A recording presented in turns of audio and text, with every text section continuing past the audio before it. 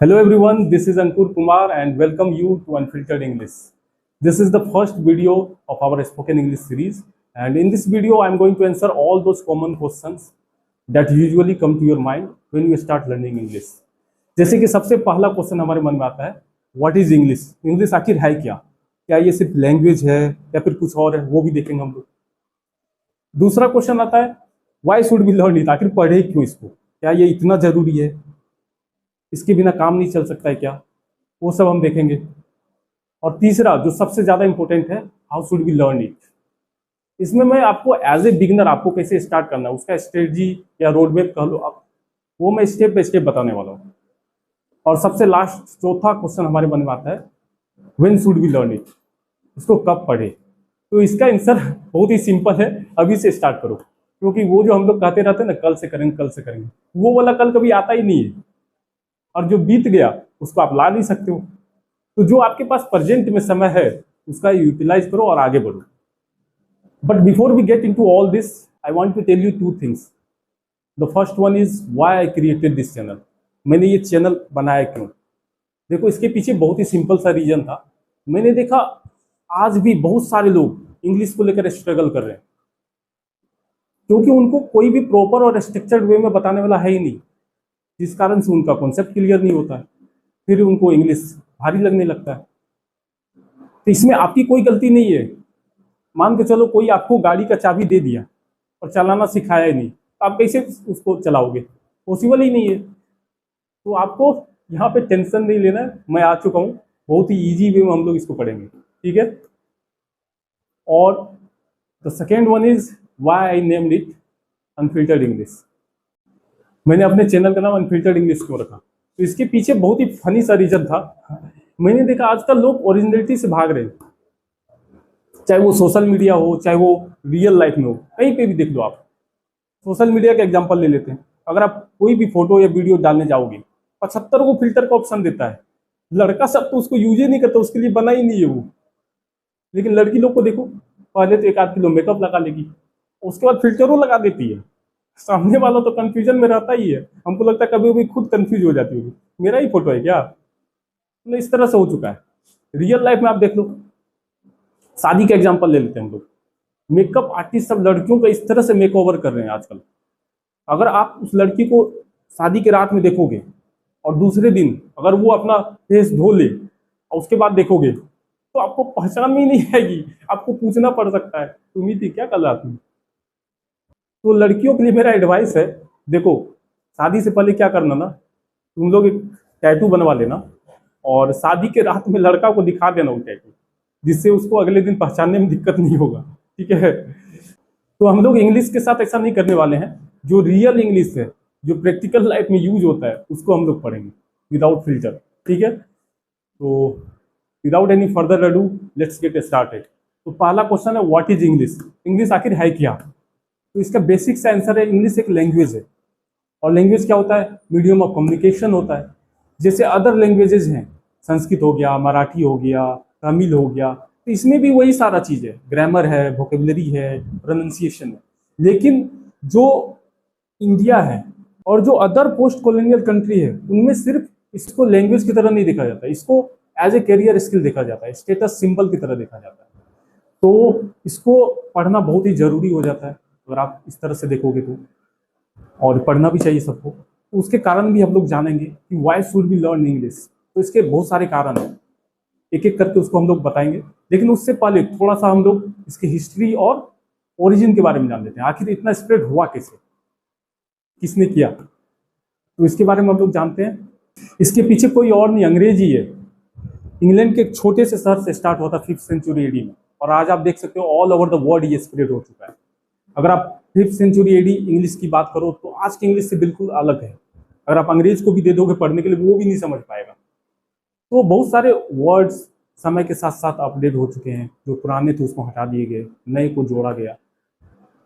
तो हम लोग मॉडर्न इंग्लिश पढ़ने वाले हैं। ये जो इंग्लिश को स्प्रेड करने का प्रोसेस था, वो कॉलोनाइजेशन के थ्रू किया गया, अंग्रेजों के द्वारा।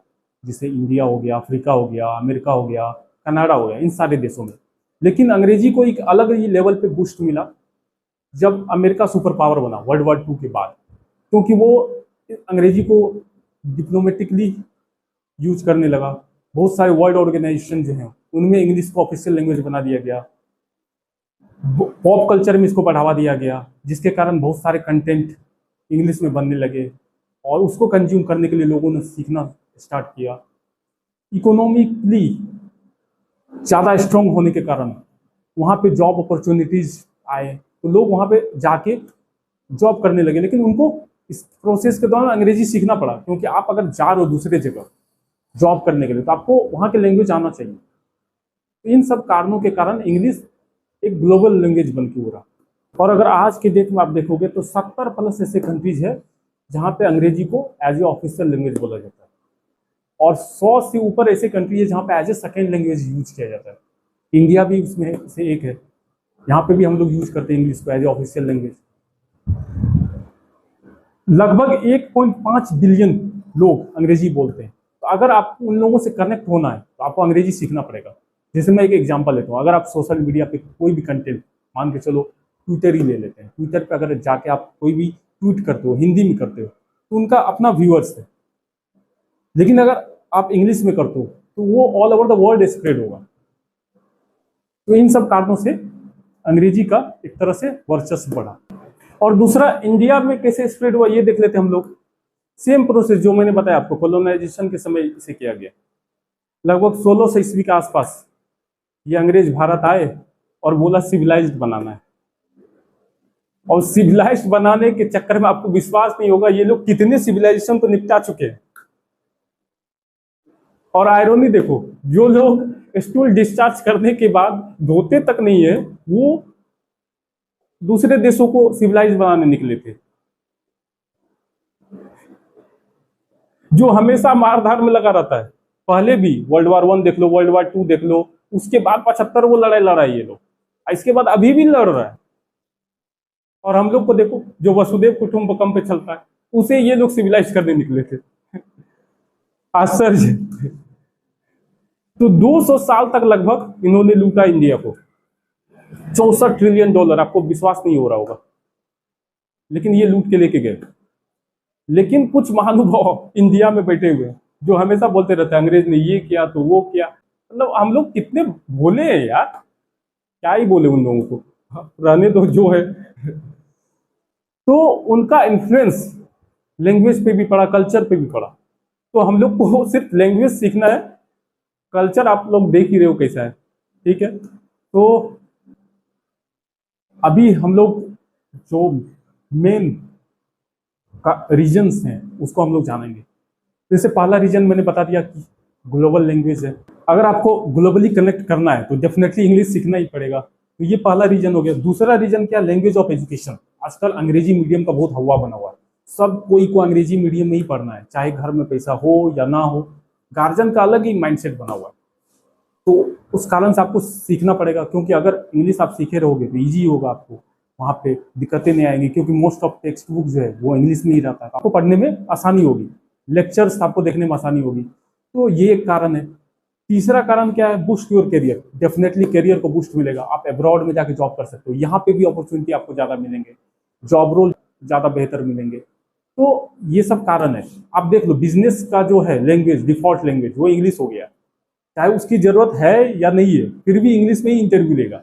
आपको ईमेल इंग्लिश में ही भेजना पड़ेगा, आपको अगर कहीं पे मीटिंग्स के लिए जाना है तो इंग्लिश में ही बात करना होगा। तो ये सब कारण है। कौन नहीं चाहता है बताओ? बेटर जॉब सब कोई चाहता है, बेटर सैलरी सब कोई चाहता है। तो इससे फ्यूचर एक तरह से सिक्योर हो जाता है।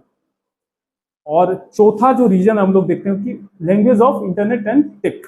60% कंटेंट आप लोग देखोगे अंग्रेजी में ही रहता है। कोई भी सॉफ्टवेयर खोल के देख लो, कोई भी ऐप खोल के देख लो, कोई भी वेबसाइट खोल के देख लो, सब जगह वही है। कहीं पे भी देख लो आप। मैं एक वीडियो देख रहा था मनोज वाजपेयी का, वो बता रहे थे हिंदी फिल्म इंडस्ट्री में हिंदी मूवीज का स्क्रिप्ट आपको पता है देवनागरी लिपि में नहीं भेजा जाता है, रोमन स्क्रिप्ट में लिख के भेजा जाता है। तो चलो वो तो बड़े इंडस्ट्री की बात होगी, हम लोग खुद का बात कर लेते हैं। जैसे हम लोग को व्हाट्सएप के थ्रू कनेक्ट करना होता है या फिर किसी अदर सोशल मीडिया के थ्रू कनेक्ट करना होता है किसी से भी, तो हम लोग कैसे मैसेज करते हैं? जैसे मैं एक एग्जांपल देता हूँ आपको। जैसे हम लोग लिखते हैं तुम कौन हो, तो कैसे लिखते हैं? TUM KAUN कौन, HO हो और क्वेश्चन मार्क लगाते हैं। तो ये क्या है, रोमन स्क्रिप्ट ही तो है। तो इतना ज़्यादा हम लोग इन्फ्लुएंस्ड हो चुके हैं और डेली लाइफ में यूज कर रहे हैं। तो अभी फिलहाल आगे का पॉइंट देखते हैं क्या है। पांचवा क्या है, build confidence and social respect. बिल्कुल सही बात है। अगर आप अच्छे से कम्युनिकेट करते हो, सामने वाला बिल्कुल इंप्रेस होगा और उससे आपके अंदर पॉजिटिविटी आएगी और कॉन्फिडेंस बिल्ड होगा। तो ये एक अच्छा है। दूसरा ये सोशल रेस्पेक्ट। अगर आपके पास जॉब अच्छे रहेंगे, पैसे रहेंगे, तो समाज उसी का रेस्पेक्ट करता है। ये ऑब्वियस सी बात है, इसमें कोई भी सोचने वाली बात है ही नहीं। कहीं पे भी आप देख लो, अपने यहाँ भी देख लो आप, अगर कोई रिश्तेदार कम पैसा वाला है और आपके यहाँ कोई फंक्शन है और वो अटेंड करने आया, तो कुछ ना कुछ गिफ्ट लाएगा, कुछ ना कुछ कपड़े लाएगा। तो हम लोग क्या करते हैं, सबसे पहले देखते हैं कि कितना का गिफ्ट लाया है, कौन सा ब्रांड है, क्या क्वालिटी है, सब कुछ देख लेते हैं हम लोग। और जब उसके यहाँ कोई फंक्शन होता है तो हम लोग भी वही क्वालिटी, वही प्राइस, वही ब्रांड कोशिश करते हैं ले जाने का, ना तो ज्यादा ना तो कम। ये हालत है। और इसमें सबसे ज्यादा एक्सपर्ट पता है कौन है, महिला सब है। वो लोग इसमें एक्सपर्टीज हासिल करके रखी हुई है। जैसे ही कोई फंक्शन स्टार्ट होगा, मतलब ट्रंक खोल के देखना स्टार्ट कर देगी, कौन क्या कपड़ा दिया था, कौन कौन सा गिफ्ट दिया था, सब कुछ, कितना पैसा का था, कौन सा ब्रांड था, क्या क्वालिटी था, सब कुछ देख लेती है वो लोग। और पुरुष सबको देख लो, जब कोई फंक्शन होता है वहां पर पैसा दिखाने का काम आता है तो कॉपी लेके पहुंच जाता है, जो इसने ये दिया, इसने ये दिया, इसने ये दिया। हम तो कह रहे महिला सबको उसमें भिड़ा दो, काहे हम लोग व्यर्थ में अपना समय बर्बाद कर रहे हैं। उसको याद ही रहेगा कि 500 रुपया उसने दिया, 1000 रुपया उसने दिया, सब कुछ। तो ये हालत है। आप ही बताओ, इसमें आपको मतलब रिश्तेदारी में प्यार दिख रहा है क्या कहीं पे भी? इमोशन है क्या कुछ भी? नहीं, सब कुछ एक तरह से व्यापार हो गया। तो अभी हम लोग इसको रहने देते हैं और अगला रीजन क्या है वो हम लोग देख लेते हैं, ठीक है। छठा कारण है helps you travel the world. सही बात है, कहीं पे भी आप जा सकते हो अगर आपको इंग्लिश में कम्युनिकेट करने आता है। कोई भी देश चले जाओ, सब जगह आपको कोई ना कोई इंग्लिश बोलने वाला मिलेगा ही। तो ईजी हो जाता है। लोग अगर ट्रेवलिंग करना पसंद करते हैं अलग अलग देश में, तो वो आसानी से जा सकते हैं। तो ये एक मतलब अच्छा रीजन है मुझे लगता है। जो भी ट्रेवलिंग करने में जिसको अच्छा लगता है वो बिल्कुल भी उनको अंग्रेजी सीखना चाहिए, ठीक है। और सातवां क्या है, एक्सेस टू ग्लोबल इंटरटेनमेंट। अगर आपको हॉलीवुड की मूवीज पसंद है, टीवी शोज पसंद है, तो आप इंग्लिश डब में देख सकते हो उसको। चाहे अदर कंट्रीज के कंटेंट है वो भी इजीली इंग्लिश डब्ड में आपको मिल जाएंगे। तो आपको कंटेंट कंज्यूम करने में कोई भी दिक्कत नहीं आने वाली अगर आपने इंग्लिश सीखा है तो ये एक पॉइंट हो गया। आठवां रीजन क्या है वो हम लोग देख लेते हैं, शार्पन्स योर ब्रेन। ब्रेन को शार्प करेगा, बिल्कुल सही बात है। अगर आप कुछ नया चीज सीखते हो, कुछ नया चीज देखते हो, तो वो चीज सोचने और देखने की क्षमता आपकी बढ़ती है और आपका ब्रेन शार्प होता है। चाहे वो आप छोटा बच्चा हो या फिर बड़े बुजुर्ग हो, सबके लिए है ये। तो ये 8 रीजन्स मैंने बताए आपको जो कि इंग्लिश पढ़ने के लिए है। और मुझे लगता है कि ये काफ़ी इनफ है। आपको पढ़ना चाहिए, अंग्रेजी सीखना चाहिए। और जो सबसे इम्पोर्टेंट टॉपिक्स मैं अभी कवर करने वाला हूँ कि how should we learn English, हम लोग इंग्लिश पढ़े कैसे, तो इसको हम लोग स्टेप बाय स्टेप कवर करेंगे। तो पहला स्टेप देखते हैं क्या है इसमें, बिल्ड ए स्ट्रॉन्ग माइंडसेट। सही है, इसके बिना तो हो ही नहीं सकता है। अगर आप स्ट्रॉन्ग माइंडसेट और पॉजिटिव माइंडसेट के साथ कुछ भी नहीं करते हैं तो वो सक्सेसफुल हो ही नहीं सकता काम, चाहे कुछ भी हो। बचपन में जब हम लोग साइकिल चलाना सीखते थे तो उसमें भी पूरे स्ट्रॉन्ग माइंडसेट के साथ हम लोग सीखते थे, चाहे कुछ भी हो जाए, चाहे गिरे पड़े, साइकिल टूटे, फिर भी सीखना है।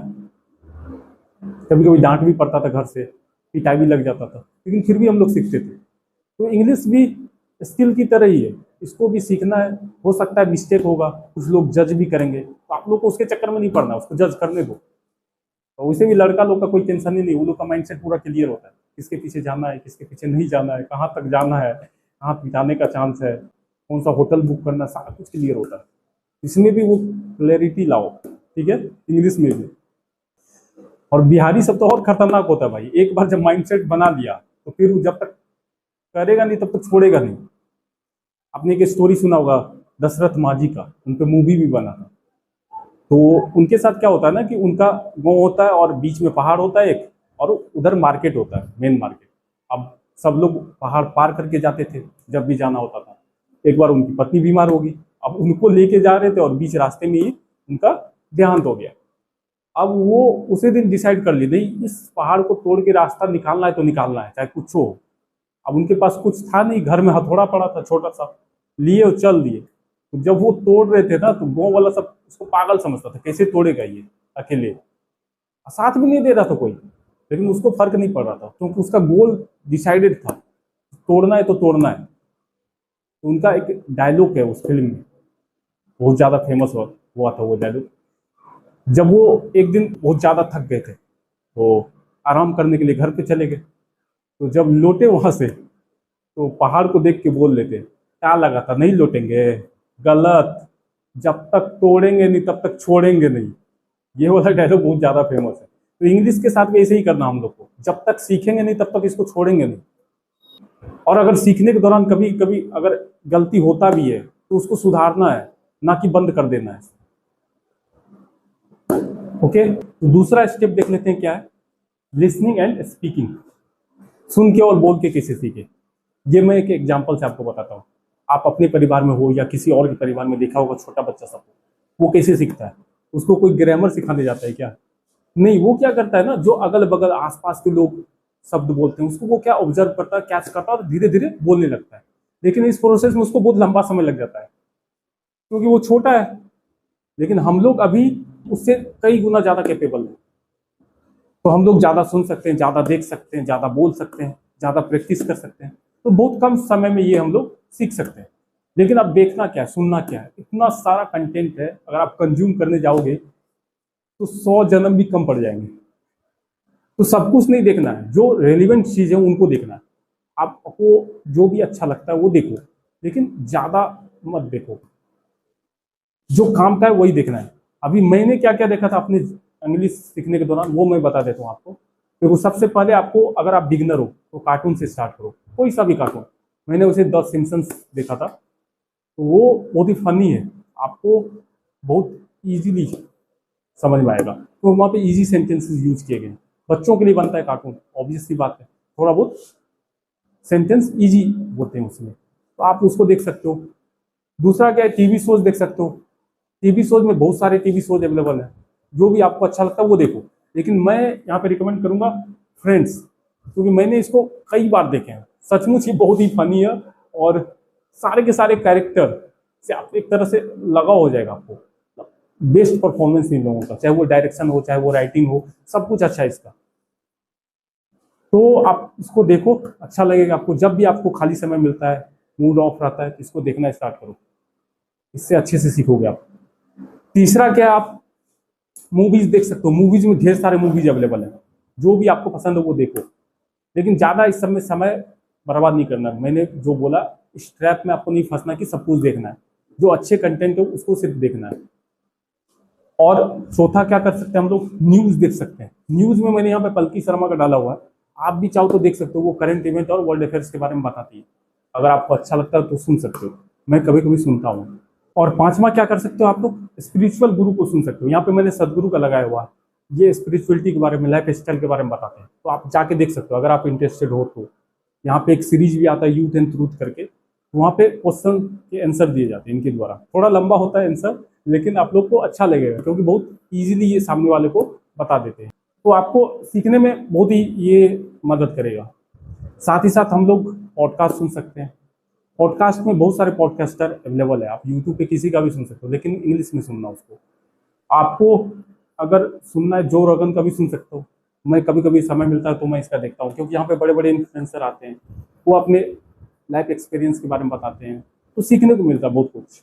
तो आप वहाँ पे भी जाके सीख सकते हो। और सबसे लास्ट, सातवां, ऑडियो बुक्स। ये बहुत इंपॉर्टेंट है।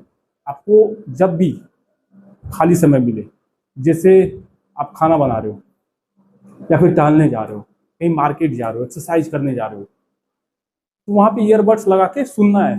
चाहे गाना हो, चाहे ऑडियो बुक्स हो, लेकिन इंग्लिश में सुनना है। उससे क्या होगा कि आप जल्दी सीख पाओगे। और करने को तो बहुत कुछ होता है उस समय, तो ज़्यादा चक्कर पकड़ नहीं करना है, लाल पीला हरा के चक्कर में नहीं पड़ना है, पूरा फोकस रहना है अपने काम पे। तो ये 7 चीज़ें हम लोग कर सकते हैं। और इसको कैसे शुरुआत करना है, जैसे बिगिनर के लिए ये प्रोसेस थोड़ा अलग हो सकता है, वो मैं बता देता हूँ, अभी ही आगे ही मैं बताने वाला हूँ। तो उसको कैसे स्टार्ट करना है, क्योंकि उसको अगर आप अंग्रेजी मूवी या टीवी शोज दे दोगे डायरेक्ट देखने के लिए, उसको समझ में नहीं आएगा, वो भाग जाएगा, बोलेगा अरे यार क्या दिखा रहा है, कुछ समझ में नहीं आ रहा, बोरिंग उसको फील होगा। तो उसको क्या करना है कि डायरेक्ट इंग्लिश मूवीज नहीं देखना है, उसको देखना होगा Hindi movies with English subtitle. अब मैं वहाँ पे दिखा देता हूँ कैसे करना है। मैं यहाँ पे एक क्लिप लगा रहा हूँ पुष्पा मूवी का, ये बहुत ज़्यादा फेमस है, सबने देखा है ये मूवी, बहुत ज़्यादा ही ये कैरेक्टर को पसंद किया गया था इंडिया में, क्योंकि ये साउथ मूवी में क्या होता है ना, मास को कनेक्ट करने वाला मूवीज बनता है। और बॉलीवुड में क्या बनाता है यही लोग जानता है, पता नहीं कौन सा दुनिया का बना देता है मूवी, समझ में नहीं आता किसी को भाई है क्या ये, मतलब कनेक्ट ही नहीं कर पाता। तो इसमें एक डायलॉग था, वो हम लोग देखते हैं कि पुष्पा नाम समझ के फ्लावर समझे क्या, फ्लावर नहीं फायर है। तो इसको इंग्लिश में कैसे सबटाइटल में आपको देखना है वो देखो, बहुत इजी होगा अगर आप ऐसे करके देखोगे तो इसमें क्या लगेगा, you thought Pushpa means flower, it's not a flower it's a fire. तो देखो कितना आसान था ये। दूसरा क्या, अब देखो ये बॉलीवुड मूवी है रेनकोट, अच्छी मूवी आप देखना, कभी कभी बॉलीवुड वाले भी अच्छी मूवी बना देते हैं, ऐसी बात नहीं है। तो इसमें क्या होता है ना, ऐश्वर्या राय बाहर से आती है और पूछती है अजय देवगन से, क्यों तुम्हारे खाने पीने का ख्याल तुम्हारी सेक्रेटरी ही रख सकती है। तो अजय देवगन जवाब देता है, नहीं वो नॉर्मली मैं दिन में नहीं खाता हूँ, गुटखा खा लेता हूँ ना, तो भूख नहीं लगता है। तो आप देख रहे हो ये बंदा शुरू से ही गुटखा खा रहा है और बोल भी रहा है मूवी के थ्रू, और अभी इसने ठान लिया एडवर्टाइजमेंट कर करके पूरा दुनिया को गुटखा खिलाना है। वैसे गुटखा खाने वाला मानता किसका है, किसी का भी, आप उसको समझाने जाओगे और आप ही को समझाने लगेगा। देखो डेयरी प्रोडक्ट में भी केमिकल का यूज किया जाता है, फल में भी केमिकल का यूज किया जाता है, सब्जी में भी केमिकल का यूज किया जाता है। तो कोई ज्यादा नुकसान कर रहा है, कोई कम नुकसान कर रहा है। अब आप माथा पकड़ लोगे, यार करे तो करे क्या इसका तो इन लोगों को समझा नहीं सकते आप। आचार्य चाणक्य कहते थे कि मूर्ख के साथ बहस नहीं करना चाहिए, मेरा कहना इन लोगों के साथ भी बहस नहीं करना चाहिए, अगर करोगे तो फिर पछताओगे। इन लोगों का अपना लैंग्वेज है भाई, गुटखा खाने वाला गुटखा खाने वाले का लैंग्वेज समझ जाता है। देखो कैसे बोलता है ये लोग, गजब। मेरा भी एक दोस्त है गुटखा खाने वाला, उसको जब भी कॉल करना होता है पहले पूछना पड़ता है व्हाट्सएप के थ्रू कि भाई कॉल कर सकते हैं ना, गुटखा तो नहीं खाए हो ना, क्योंकि गुटखा अगर फेंकना पड़ गया तो मने मन 10 को गाली देगा। तो इन लोगों का कुछ नहीं कर सकते हम लोग, क्योंकि देखो बड़े बड़े सेलिब्रिटी गुटखा खिलाने में लगे हुए, तो क्या ही किया जा सकता है। तो इसका इंग्लिश सबटाइटल देख लेते हैं हम लोग। इस सीन में ऐश्वर्या राय बोल रही है अजय देवगन से, why only your secretary can take care of your meals. तो अजय देवगन रिप्लाई दे रहा है, no normally I don't eat during the day, I chew gutkha so I don't feel hungry. तो कितना इजी हो जाता है, आप देखो मतलब हिंदी में बोल रहा है और इसका इंग्लिश सबटाइटल नीचे आ रहा है। तो अगर आप इसका प्रैक्टिस करोगे तो अंग्रेजी सीखने में बहुत शुरुआती लेवल पे बहुत आसान हो जाएगा ये। अब आगे का देखते हैं क्या है। ये तीसरा क्लिप है एनिमल मूवी का।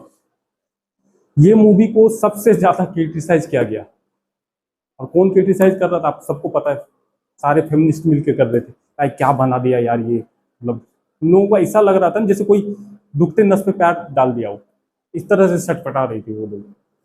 तो इस मूवी में क्या है नहीं है वो हम लोग अभी बाद में चर्चा करेंगे, लेकिन कुछ ऐसा नहीं है जिससे कि कुछ मतलब इतना ज्यादा क्रिटिसिज्म झेलना पड़े। अरे यार मूवी है, मूवी को मूवी की तरह ही देखो, उसमें आप लॉजिक क्यों ढूंढ रहे हो।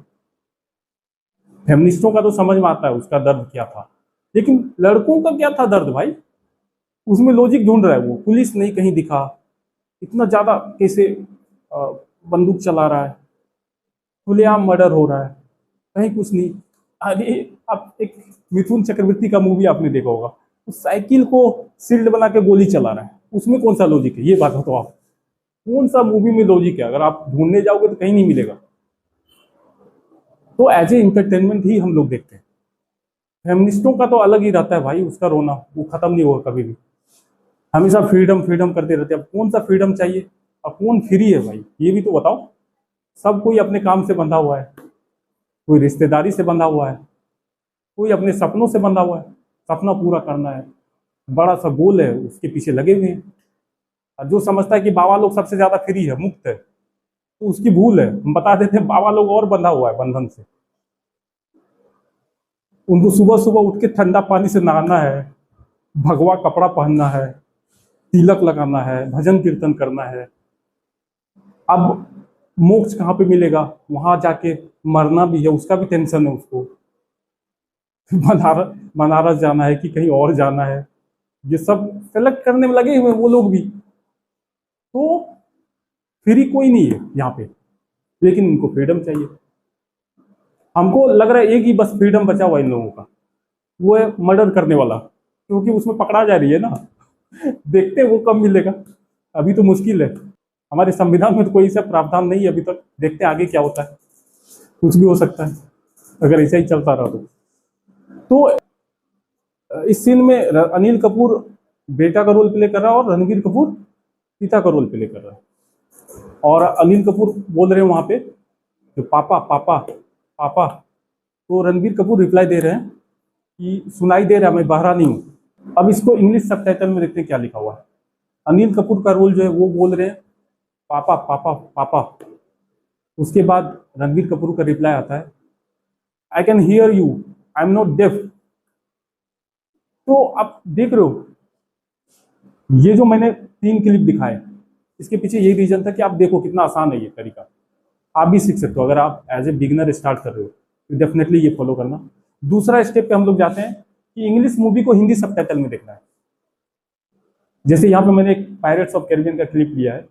इस सीन में क्या है ना कि कैप्टन जैक स्पैरो जो है वो एक जहाज लूटने के लिए गया हुआ। तो वहां पे क्या होता है ना कि सेना मौजूद रहता है और सेना उसको बोलता है कि this ship can not be crewed by 2 men, you will never make it out of the bay. तो कैप्टन जैक स्पैरो बोलता है son I am captain Jack Sparrow. अब उनके जैसा एक्टिंग तो मैं नहीं कर सकता क्योंकि वो अलग ही लेवल का एक्टर है भाई, आइकॉनिक कैरेक्टर है उनका।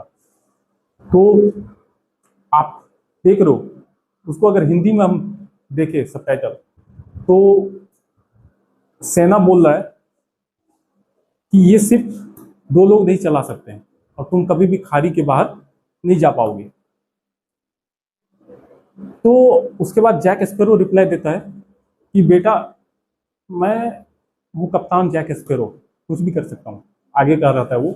और वो सिर्फ लेके भाग भी जाता है उस मूवी में। तो ये बहुत ही इंटरेस्टिंग मूवी है, आप अगर देखना होगा तो आप देखना कभी टाइम मिले तो उसके बाद हम लोग क्या करेंगे, अभी धीरे धीरे हम लोग प्रो बनते जा रहे हैं।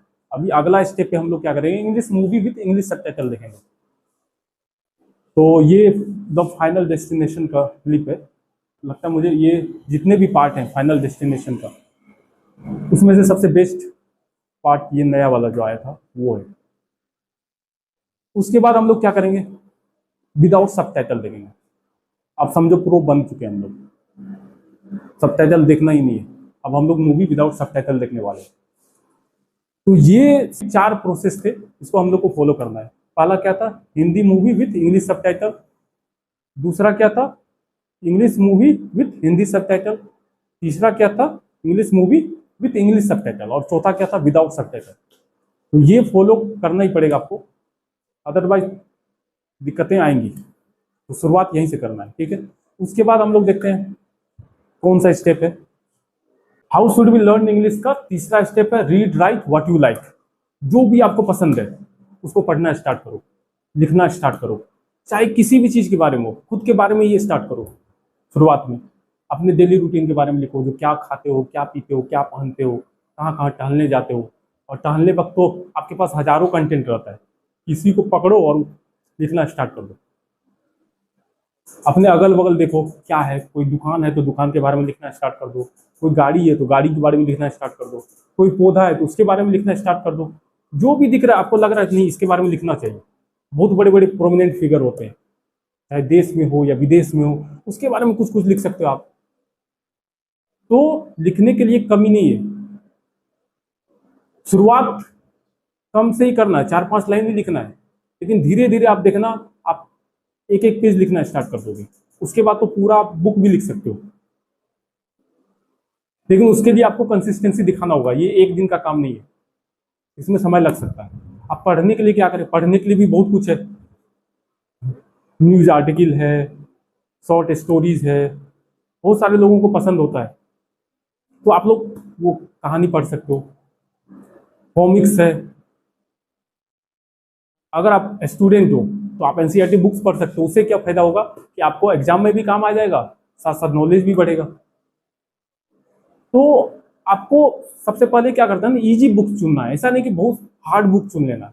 अब कोई कोई जाएगा गेम्स ऑफ थ्रोन का नोवेल खरीद लेगा या फिर लॉर्ड ऑफ रिंग्स का नोवेल खरीद लेगा। अरे भाई, उसमें जो वोकेबलरी यूज किया गया है वो अभी हम लोग के डेली लाइफ में यूज होगा ही नहीं उसका, वो अलग ही जोन में लेके चले जाता है। तो वो सब नहीं खरीदना है, शुरुआत मतलब इजी तरीके से ही करना है, जो आसान बुक है उसको पढ़ना है। और इसको सही तरीके से पढ़ना कैसे है, देखो सबसे पहली बात तो आपको जोर जोर से पढ़ना होगा। ये जो आप मन में ही पढ़ लेते हो ना बहुत कुछ, उससे आपका प्रोनाउंसिएशन सही नहीं होगा जब तक आप जोर से नहीं पढ़ोगे। दूसरा क्या है, अगर कोई वर्ड नहीं आ रहा आपको तो उसको हाईलाइट करना है, और हाईलाइट करके उसको कॉपी में लिखना है, और उस पर 4-5 सेंटेंस बनाना है जो आपके रियल लाइफ से कनेक्ट करता हो।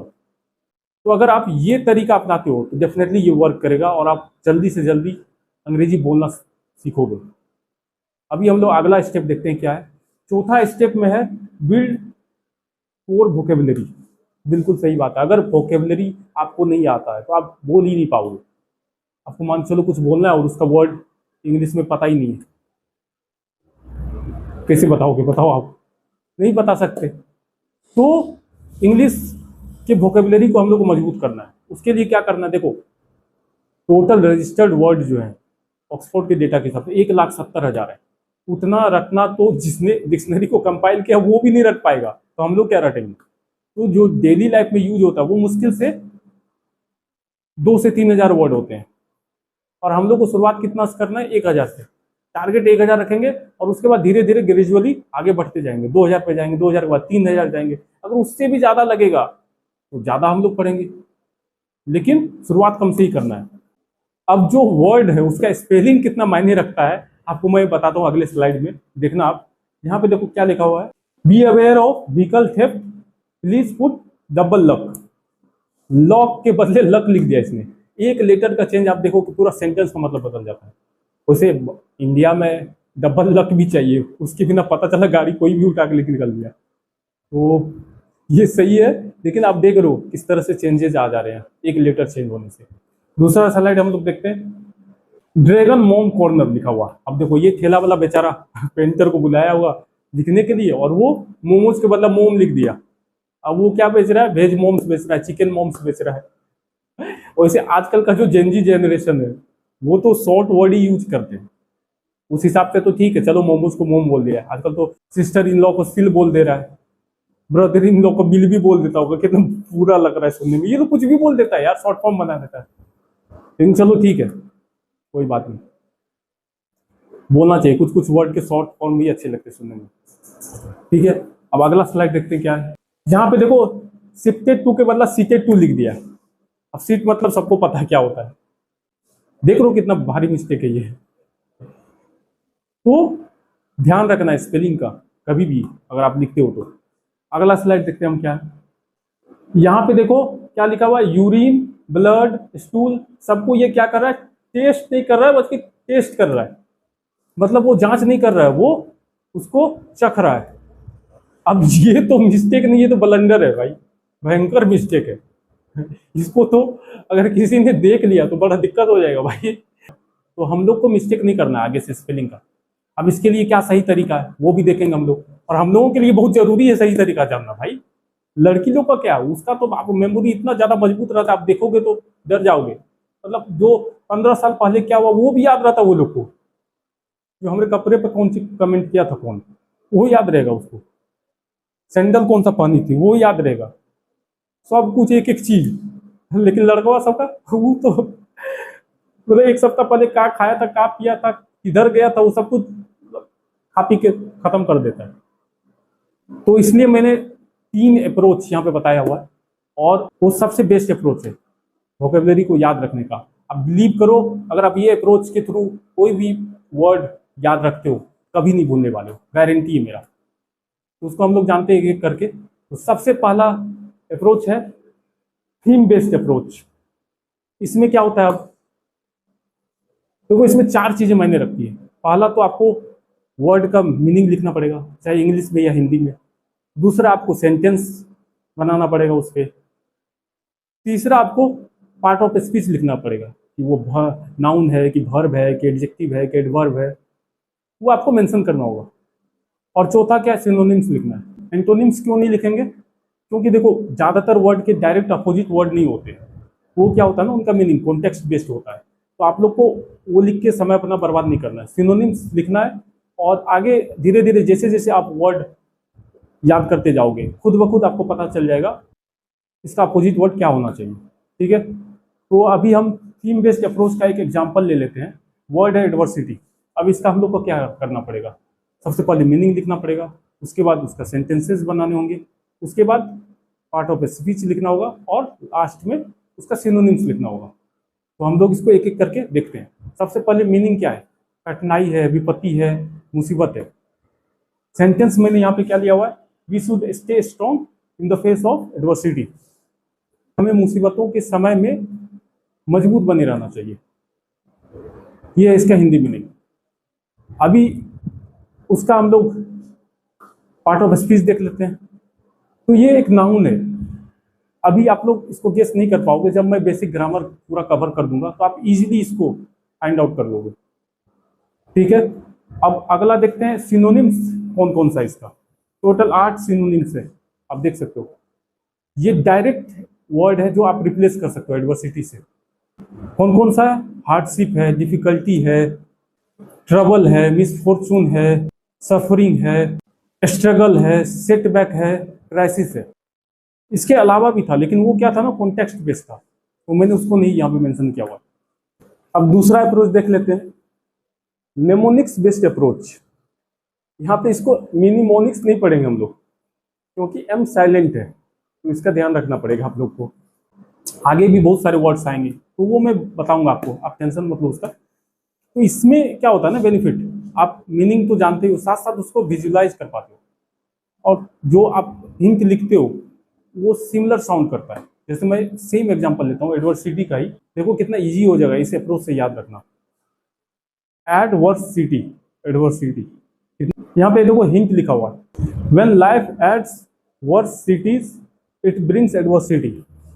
इसको आप विजुअलाइज करो। आप कोई भी नया सिटी में जा रहे हो, मान के चलो, और वहाँ पे बारिश हो रहा है, आपका पर्स में पैसे नहीं है, आपका बैग टूट चुका है, तो इससे ज़्यादा वर्स्ट क्या हो सकता है। तो कितना इजीली हम लोग देखो इसको विजुअलाइज कर पा रहे हैं। तो ये तरीका सबसे बेस्ट मुझे लगा, और मैं आगे जो भी आपको वोकेबलरी बताऊंगा उसमें यही अप्रोच हम लोग अपनाएंगे। ठीक है, अब आगे देखते हैं क्या है रूट वर्ड अप्रोच। इसमें क्या होता है कि अगर आपको रूट वर्ड मालूम है तो नया वर्ड जो बनेगा प्रीफिक्स और सफिक्स ऐड करके, तो उसका आप मतलब खुद ब खुद निकाल लोगे। मैं एग्जांपल से आपको बताता हूँ। जैसे यहाँ पे एक वर्ड है डिक्ट, ये रूट वर्ड है। अब इसमें क्या करेंगे हम लोग, प्रीफिक्स ऐड करेंगे, प्री और कॉन्ट्रा। आप देखना मतलब कैसे, मतलब आसान हो जाता है समझने में। प्रिडिक्ट का क्या हो जाता है, मतलब टू से बिफोर, यहाँ पे भी कहना है लेकिन पहले। और कॉन्ट्राडिक्ट में क्या हो जाता है, टू से अपोजिट, यहाँ पे भी कहना है लेकिन विरोध में। देख लो कितना इजी तरीके से हम लोग मेमोराइज कर पा रहे हैं। तो ये 3 अप्रोच मैंने बताया आपको वोकेबलरी को याद करने का, और सबसे परफेक्ट अप्रोच है ये। उसमें से भी सबसे बेस्ट जो है वो निमोनिक्स बेस्ड अप्रोच है। उसको हम लोग आगे जो वोकेबलरी सीरीज आएगा उसमें फॉलो करेंगे। तो बहुत इजी तरीके से हम लोग सारे वोकेबलरी, जो भी इंपॉर्टेंट वोकेबलरी है उसको हम लोग मेमोराइज कर लेंगे। आगे देखते हैं क्या है। एक ऐप है हिंद खोज ऐप। इसमें आपको मैंने जो थीम बेस्ड अप्रोच बताया था वो मिल जाएगा फॉर्मेट। अगर आप डाउनलोड करना चाहते हो कर सकते हो, ये प्ले स्टोर पे अवेलेबल है। इसको मैं भी कभी कभी यूज़ करता हूँ। इसमें क्या है ना, आप कोई भी वर्ड सर्च कर सकते हो नया वाला, और उसको सेव करके रख सकते हो, और कभी भी जब भी आपको टाइम मिले वो खोल के आप पढ़ सकते हो, उसको याद कर सकते हो। तो अच्छा है। आगे देखते हैं how should we learn English का। स्टेप 5 है ग्रामर जस्ट बेसिक। तो बेसिक ग्रामर ही पढ़ना है हम लोग को, ज़्यादा डीप में नहीं जाना है। पता चला पढ़े जा रहे खत्म ही नहीं हो रहा है। अरे अंग्रेजी का बहुत ज़्यादा है, इसको आप पढ़ोगे अगर ग्रामर का रूल, तो पढ़ते रह जाओगे, फिर कभी बोल नहीं पाओगे। जैसे बहुत सारे आपने देखे होंगे गाँव सब में भी, सर से में टीचर्स हैं जिनको ग्रामर का सारा रूल पता है, लेकिन वो बोल नहीं पाते क्योंकि ओवर फोकस हो जाते हैं वो ग्रामर पे। हम लोग को ऐसा नहीं करना है, जो काम का चीज़ है वो पढ़ेंगे। जैसे थोड़ा बहुत हम लोग सब्जेक्ट वर्ब ऑब्जेक्ट के बारे में जान लेंगे, उसके बाद पार्ट ऑफ स्पीच पढ़ लेंगे, टेंस पढ़ लेंगे, मोडाल्स पढ़ लेंगे, प्रीपोजिशन पढ़ लेंगे, कंजंक्शन पढ़ लेंगे, पंक्चुएशन मार्क्स के बारे में जान लेंगे, क्योंकि वो बहुत जरूरी होता है। मैं वो क्यों जरूरी होता है मैं आगे के स्लाइड में बता रहा हूँ आपको, ठीक है। तो जितने भी इंपॉर्टेंट ग्रामर के कॉन्सेप्ट हैं वो हम लोग कवर करेंगे यहाँ पे, तो आपको निश्चिंत रहना है, सब कुछ यहाँ पे बताया जाएगा, ठीक है। अभी हम लोग देखते हैं कि एक छोटा सा पंक्चुएशन मार्क कोमा का अगर हम यूज करते हैं और उसी सेंटेंस में अगर हम यूज नहीं करते हैं तो कितना फर्क पड़ जाता है मीनिंग में। तो सबसे पहला सेंटेंस आप देखो यहाँ पे, लेट्स ईट किड। तो इसका मीनिंग देखो आप, चलो खाना खाएं बच्चों। और दूसरा वाला का क्या है, चलो बच्चों को खा ले। अब देख रहे हो कितना खतरनाक बन जा रहा है सेंटेंस एक कोमा की वजह से। दूसरा सेंटेंस क्या है, नो डॉग्स प्लीज, नहीं कुत्ता चाहिए। और विदाउट कोमा क्या बन जा रहा है उसका मीनिंग, कृपया कुत्ते नहीं। तो पूरे 180 डिग्री मतलब घूम जा रहा है मतलब। तीसरा सेंटेंस आप देख लो, स्लो चिल्ड्रन क्रॉसिंग। अब स्लो के आगे कोमा लगा हुआ है, धीरे चले बच्चे सड़क पार कर रहे हैं। और जो दूसरा सेंटेंस उसमें स्लो के आगे कोमा नहीं लगा हुआ, आप देखो स्लो चिल्ड्रन क्रॉसिंग मतलब धीमे बच्चे सड़क पार कर रहे हैं। देख रहे हो कितना मतलब बदल रहा है। तो हम लोग अब आगे देखते हैं क्या है यहाँ पे, एक literal translation versus contextual translation. ये बहुत जरूरी है। देखो ये कॉन्सेप्ट को हम लोग को समझना पड़ेगा। जैसे आपने सारे वोकेबुलरी याद कर लिए, सारे ग्रामर रूल पता हो गया, लेकिन आप फिर भी अगर वर्ड टू वर्ड ट्रांसलेशन करोगे तो गड़बड़ा जाएगा, आपका कम्युनिकेशन कभी भी सही नहीं हो पाएगा। बहुत सारे ऐसे लोग करते हैं लेकिन वो बोल नहीं पाते, क्यों, इसी वजह से। तो उसको हम लोग एग्जाम्पल से समझेंगे। जैसे पहला एग्जाम्पल है, आर यू फीलिंग डाउन। अब डाउन मतलब सब कोई समझेगा नीचा होता है, तो वो बोलेगा क्या तुम नीचा महसूस कर रहे हो, ऐसा तो नहीं है, क्या तुम उदास महसूस कर रहे हो, ये होता है एक्चुअल मीनिंग इसका। दूसरा सेंटेंस आप देख लो, do you want to chill. अब चिल मतलब ठंडा होता है, क्या तुम ठंडा होना चाहते हो, ये होगा मतलब, बिल्कुल नहीं होगा ये, क्या तुम थोड़ा आराम करना चाहते हो, ये है एक्चुअल इसका मीनिंग। तीसरा देखो आप लोग, आई एम फीलिंग ब्लू। ये सेंटेंस बहुत ही मतलब कॉमनली यूज किया जाता है, कहीं पे भी टीवी शोज में देख लो आप या फिर मूवीज में। तो मुझे शुरू शुरू लगता था ये क्या बोल रहा है, मतलब आई एम फीलिंग ब्लू, मैं नीला महसूस कर रहा हूँ। ये एक्चुअल ट्रांसलेशन इसका नहीं है, इसका एक्चुअल मीनिंग है मैं दुखी हूँ। तो आप लोग भी धीरे धीरे कैच करोगे, तो इसमें थोड़ा समय लग सकता है लेकिन परफेक्शन आएगा, आप टेंशन मत लो। देखो अगला सेंटेंस है, यू आर वेरी हॉट। तुम बहुत गर्म हो, ये तो नहीं होता इसका मतलब। इसका मतलब होता है तुम बहुत अच्छी लग रही हो। लेकिन हम लोगों को शब्दों का चयन ध्यान से करना होगा। इंडिया में देखो क्या होता है ना, हॉट का मतलब थोड़ा सा डिसरेस्पेक्टफुल माना जाता है। अगर हम किसी पे कमेंट कर रहे हैं या कम्प्लीमेंट कर रहे हैं तो इसको अवॉइड करना है। हो सकता है कोई बुरा मान जाए, क्या पता, आजकल कुछ भी हो सकता है भाई।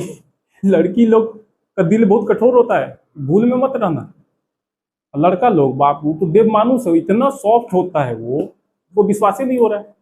अब देख लो ट्रेन में अगर कोई लड़का लड़की सफर कर रहा है मान के चलो, और लड़की को थोड़ा सा झपकी आ गया और उसका सर लड़के के कंधे पे चले गया, वो बेचारा को अगर बनारस उतरना होगा तो पटना जाके उतरेगा, लेकिन तब तक उसको मतलब वो चाहेगा कि इसका नींद खराब ना हो, पूरा स्थिर रहेगा, थोड़ा सा भी इसको दिक्कत नहीं होना चाहिए। एक तरह से बच्चे को जैसे ध्यान रखते हैं ना उस तरह ध्यान रखेगा। लेकिन वही लड़की देख लो, अगर आपका मिस्टेक से सर चले गया उस पर तो वो ऐसे भड़केगी, पहले तो आप पैसे तरफ उठाएगी, ये क्या है, what is this, you have no manners, this is not your bed, behave yourself, पूरा हल्ला कर देगी, पूरा बोगी वाले को बुलाने लेगी। और ज्यादा आप नौटंकी कीजिएगा तो पुलिस वो बुला लेगी, दिक्कतें हो जाएगा। देख रहे हो कितना कठोर है ये लोग। तो बच के रहना है, ठीक है। आगे देखते हैं क्या है। आई एम फॉलिंग फॉर यू, इसका मतलब ये नहीं हुआ कि मैं तुम्हारे लिए गिर रहा हूं, इसका मतलब हुआ मैं तुमसे प्यार करने लगा हूं। लेकिन अगर आप मान के चलो किसी लड़की को मैसेज करते हो कि I am falling for you, I think we should go on the date, और वो पापा की परी निकली, तब बहुत खतरनाक रिप्लाई आ सकता है उधर से। वो ऐसा भी बोल सकती है कि झूठ क्यों बोल रहे हो, तुम तो पहले से गिरे हुए, मेरा बहाना क्यों बना रहे हो। और ये डेट क्या होता है, मेरे पे किसी ने केस किया है क्या, मैं क्यों जाऊंगी डेट पे। तो समझ रहे हो, बहुत खतरनाक है ये लोग, पापा की परी सब। बच के रहना है तुम लोग को, ध्यान दो, पढ़ाई पे ध्यान दो, ठीक है। आगे देखते हैं क्या है। How should be learn English का छठा स्टेप है प्रैक्टिस। इसके बिना तो कुछ होगा ही नहीं, जितना मैंने पढ़ा है अभी तक, अगर आप प्रैक्टिस नहीं करोगे तो सब बेकार जाएगा। तो प्रैक्टिस तो करना है, लेकिन आप प्रैक्टिस करोगे किसके साथ, समस्या ये है। क्योंकि आजकल देखोगे, चाहे वो दोस्त हो या रिलेटिव्स हो, सब यहाँ पे जज करने के लिए बैठे हैं। उनको अपने काम से मतलब नहीं है, दूसरे के काम में अड़ंगा डालना है, बस हो गया। और इसको मैनेजर की तरह सारा रिपोर्टिंग दो, कहाँ पे हो, क्या कर रहे हो, कैसा चल रहा है सब कुछ। और जब उससे कुछ हेल्प मांग दो तो बस 75 को बहाना बनाएगा, नहीं तुम्हारे पास ये नहीं है, तुम ये नहीं सीखे हो, ये नहीं कर रहे हो, ये करो वो करो, 10 को टिप्स दे देगा। टिप्स देने जितना लो उतना दे देगा, पूरा दुनिया टिप्स से तो मार बांट रहा है, समझ रहे हो आप। तो ये सबका सुनना नहीं है, जो जिसको जो जज करना कर दे दो, तुम अपना लगे रहो सीखने में। तो कैसे प्रैक्टिस किया जा सकता है, आप क्लासमेट के साथ प्रैक्टिस कर सकते हो, आप अपने दोस्तों के साथ प्रैक्टिस कर सकते हो, आप अपनी फैमिली के साथ प्रैक्टिस कर सकते हो। अगर ये सब भी नहीं हो पा रहा पॉसिबल, तो आप मिरर के सामने खड़ा हो जाओ और वहां पे प्रैक्टिस करो। वहां तो कोई जज करने वाला नहीं, आप खुद ही उसको आकलन करना और फिर उसका सुधार करना, ठीक है। और उसके साथ साथ आपको क्या करता है, एक ऐप है प्ले स्टोर पे, आपको मिल जाएगा। पहले ये पिंगो लर्न करके था, अभी लिंगो पांडा बन गया। तो इस ऐप पे अगर आप जाओगे तो कहीं पे भी आप कनेक्ट कर सकते हो, चाहे वो अफ्रीका हो, अमेरिका हो, ऑस्ट्रेलिया हो, कहीं भी कॉल लग जाता है। बहुत ईजी है, यहाँ पे मैंने यूज किया था बहुत दिनों तक इसको, तो अच्छा लगता है। कन्वर्सेशन करोगे, रियल पर्सन से आप बात करोगे तो मतलब एक तरह से फ्लुएंसी आता है। तो आपको ये यूज करना है, ठीक है। और उसके बाद देखते हैं क्या है, एम्फेसिस, ये जानना बहुत जरूरी है। अगर कोई सेंटेंस है, उसमें अलग अलग वर्ड है, आप उसको अलग अलग तरीके से एम्फेसाइज करोगे तो उसका मीनिंग अलग अलग निकलेगा। वो कैसे होगा वो मैं आपको एग्जांपल से समझाता हूँ। यहाँ पे देखो एक एग्जांपल लिया गया है, I never say he stole my money.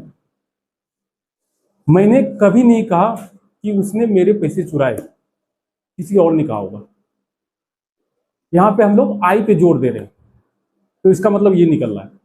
अभी इसी सेंटेंस को हम लोग देखो दूसरा तरीके से बोल सकते हैं, I never said he stole my money. मैंने कभी नहीं कहा कि उसने पैसे चुराए। देख लो, यहाँ पे नेवर पे जोर दिया जा रहा है। तीसरा तरीका देखो आप लोग, I never said he stole my money. इसका मतलब क्या निकलता है, मैंने कहा नहीं था, सोचा था या फिर इशारा किया था। देख रहे हो आप, अलग अलग वर्ड को एम्फेसाइज करोगे, अलग अलग मीनिंग निकल रहा है। अगला देख लेते हैं, I never said he stole my money. मैंने ये नहीं कहा था कि उसने पैसे चुराए थे, हो सकता है कोई और था। देख रहे हो। अभी आगे देखते हैं क्या, I never said he stole my money. अभी स्टोल पे जोर दिया जा रहा है, तो इसका मतलब क्या निकलेगा, मैंने यह नहीं कहा था कि उसने चुराए, हो सकता है उधार लिया होगा। देख रहे हो आप, ये सारी चीजें आपको प्रैक्टिस से आएंगी। और इसको और तरीके से बोल सकते हैं, देखो आप, I never said he stole my money. तो इसका मतलब क्या निकलता है, शायद उसने पैसे चुराए लेकिन मेरे नहीं, किसी और के हो सकते चुराए होंगे। समझ रहे हो आप। अगला देखते हैं क्या, I never said he stole my money. Money पे अब जोर दिया जा रहा है, इसका मतलब क्या निकलेगा वो देख लेते हैं। शायद उसने कुछ और चुराया हो, पैसा नहीं चुराया। देख रहे हो आप, तो ये अलग अलग तरीके से हम लोग इसको साफ तरीके से जाना, उसका मतलब अलग अलग कैसे निकाला जा सकता है। तो ये सारा आप समझोगे धीरे धीरे, इसमें थोड़ा समय लगेगा लेकिन आप लोग इसको सीख जाओगे, टेंशन नहीं लेना आप लोग को, ठीक है। अब आगे देखते हैं क्या है। ये फाइनल थॉट है कि रिपीट करना, रिव्यू करना और रीयूज करना है। कोई भी अगर आप पढ़ रहे हो कुछ भी, उसको पहले रिपीट करना है, उसके बाद अगर गलती होता है तो उसको रिव्यू करना है, फिर उसमें सुधार करना है और फिर यूज करना है। ये तरीका हुआ सबसे बेस्ट, ठीक है। और इसको आप लोग को कंसिस्टेंसी के साथ करना है, साथ ही साथ बोरिंग नहीं बनाना है इसको, मतलब इंजॉयमेंट के साथ पढ़ना है। ऐसा नहीं कि पूरा मतलब मन मार के पढ़ रहे हैं, ये नहीं करना है। जो चीज़ आपको अच्छा लग रहा है वही करो। मैंने इतने सारे आपको बताए क्या क्या आप कर सकते हो, तो उसमें से जो भी आपको अच्छा लग रहा है वो फॉलो करो, ठीक है। आगे देखते हैं क्या है। When should someone start learning English, ये सही है। देखो अगर आप स्टूडेंट हो तो आपको जरूरत आने वाली है आगे चल के, तो अभी से ही शुरू करो। अगर आप जॉब सीकर हो तब तो आपको जरूरत आ चुकी है, आपको तो पढ़ना कंपलसरी है, पढ़ना ही पड़ेगा। और इसको इम्प्रूव करो। सीखने की कोई उम्र नहीं होती है, कभी भी सीख सकते हो आप लोग। तो सब सीखो जो भी सीख सकते हो। और आप लोग ये कोशिश करना कि इसमें ब्रिटिश एक्सेंट या अमेरिकन एक्सेंट को फॉलो नहीं करना है, जो इंडियन एक्सेंट है हमारा उसको फॉलो करना है। देखो अमेरिका जो है वो अंग्रेज सबका बात माना नहीं, माना ना, उसका अपना एक्सेंट बना लिया। वो अंग्रेज सब पूरा हल्ला करते रह गया, अरे भाई हम ऐसे बोलते तुम भी बोलो ऐसा, माना ही नहीं। वो अपना अंग्रेजी बनाया हुआ है, अलग अलग चीजों को अलग अलग तरह से बोलता है। तो हम लोग इंडियन है, तो हम लोग का खुद का भी एक्सेंट होना चाहिए। हम लोग खुद शर्माते क्यों, कॉपी करना क्यों चाहते हैं दूसरे का? कॉपी बिल्कुल नहीं करना है। आप मान के चलो कोई शेर है, अब वो गधा जैसा आवाज निकालेगा, सही लगेगा? अब हम लोग इंडियन है और अंग्रेज जैसा आवाज निकालेंगे, सही लगेगा? बताओ आप, ये फेयर होगा? नहीं होगा ना, अजीब लगेगा। तो ऐसा नहीं करना है।